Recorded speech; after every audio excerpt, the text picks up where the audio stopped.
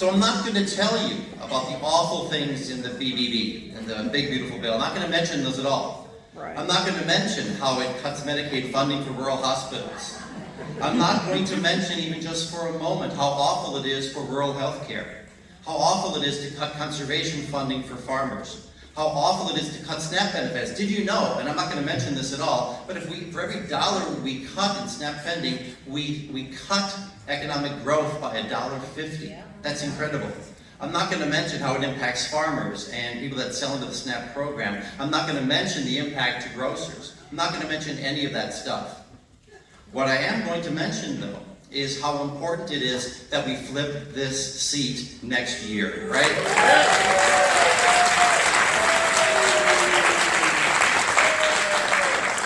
Want to hit the nail on the head, and we have no representation right now in Congress. We don't control the House, we don't control the Senate, we don't control the White House, we don't control the Supreme Court. That has to change, and the only way that changes is if you elect me or Rick to be your next congressman next year, right?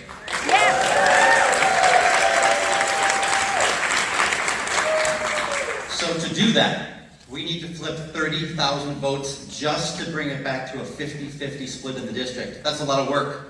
Rick and I have been spending a lot of time out talking to people that we need to reach out to for those things to flip. You'll hear a lot tonight about how the One Big Beautiful Bill impacts all of us. But we can't forget how it impacts people in that 30,000 block that we need to talk to, that we need to convince to vote Democratic next year. And those are farmers. Those are people in rural communities. Those are veterans. Those are people that wear red hats. People who at least have some open-mindedness to talk.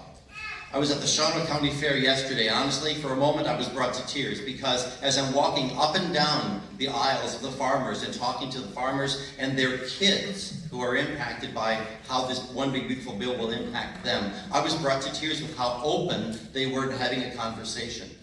Out of 200, yeah, that's really important. Out of 200 handshakes, out of 200 cards that I gave out, there was one couple that didn't want to talk to me. One person out of 200. Well, here's the shock. I reached out to them a little bit later when they were standing in front of the Democratic table at the Crosson County Fair. Turns out they were Democrats. They thought I was a Republican. That tells you all you need to know. So,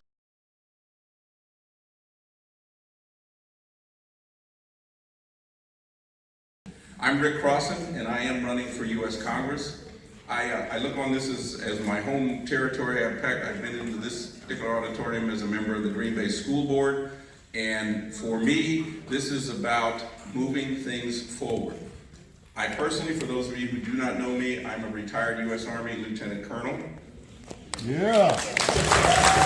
How many veterans do we have here?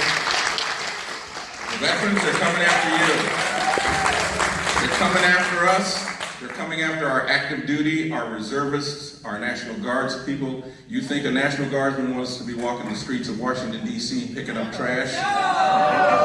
No way. Look at the re-enlistment rates that are happening to these units. They're not coming back because they didn't sign up for that crap. I took an oath to support and defend the Constitution of the United States against all enemies, foreign and domestic. What this country needs is genuine, unifying leadership. Leadership that brings us together, moves things forward, resolves problems so the problems never show themselves again. What we have now is performative theater with devastating effects. That needs to stop. We need economic security.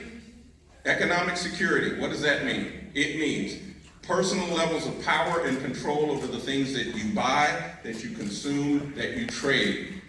Everybody needs that. We all need that. The worst thing, the most expensive thing in the world, a person to be right now is poor. That means most of your money is going to just pure survival. That's a crime. When one suffers, we all suffer.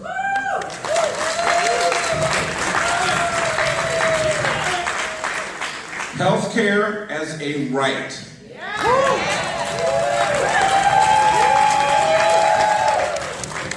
Physical, mental, social well-being, not merely the absence of disease.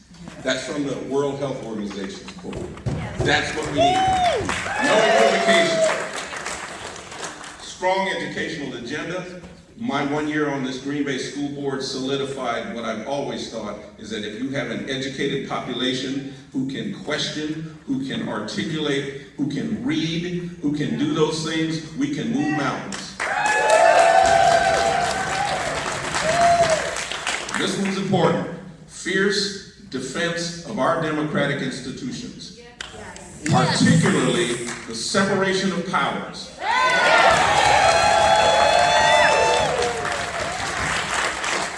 When I saw the Speaker of the House hand that gavel to Trump, that to me was sacrilegious. When I see the Supreme Court handing its authority over to the executive branch, that's sacrilegious. No way. So we're going to fight, get that back, put it back where it was originally intended to be, because no one arm of our government should be stronger than the others. And Congress, and as a member of U.S. Congress, that's my mission to do. Thank you for your time.